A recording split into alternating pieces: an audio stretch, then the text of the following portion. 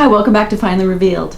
In this episode, I want to start out and give a brief introduction into my series on the Native Americans, the indigenous people who were living here when the first explorers from France and Spain and then later England came over. At the time of the formation of our country, and in fact during the Revolutionary War, there were tribes that were occupying the entire country. We're taught in school about Native Americans and Thanksgiving and the wild natives and all of those kinds of things, and it's talked about as if it was a long, long time ago. Our country is not that old. These stories are not from ancient times, and there weren't just a few handful of savages.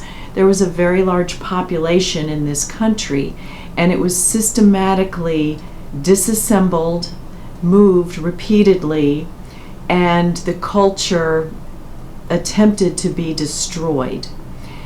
I want to provide the information in a factual basis that does not appear in children's books in school.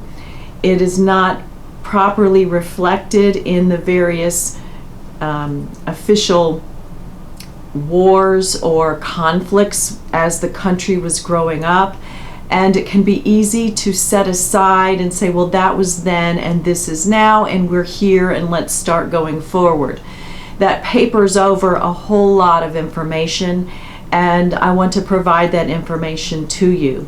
I intended initially to go ahead and do videos on each and every treaty and read them to you. However, there is a lot of unnecessary language in there that doesn't help tell the story, and it's superfluous. It's extra. It's what is in the beginning of a lot of treaties. It's a lot of flowery language, and I don't like the term boilerplate, but if that would fit, this is a situation where it would fit. So I'm going to go through all of the treaties, but I'm going to give the specific language that is pertinent to the story of how these groups of people were initially recognized as separate independent nations of people and ultimately became a ward and an unrecognized people that were now under the umbrella of a bureaucratic system or department called the Bureau, what's now called the Bureau of Indian Affairs. They are a subset, the tribes are now a subset of the population set out in particular geographic areas with no land ownership and limited rights. I was brought into this subject matter because of someone that I worked with who gave me some insight into the workings today of these tribes. And there are different words that they use to describe the different Indian nations. There are separate schools. There are restrictions. There are some things that people say, well, it protects them, but does it really? So I want to go through the history with you and get you to where we are now. I'm going to do these somewhat out of order, but I'm going to group them by the Indian nation or tribal names. Sometimes they have treaties that cover several groups at once. And so I'm going to make an effort to do the treaties that govern those groups together. They're scattered throughout history. But I will take you down the path and tell you that it starts out with a proclamation from the then King of England, and then a proclamation or a decree from the Continental Congress. I will go ahead and launch those videos now.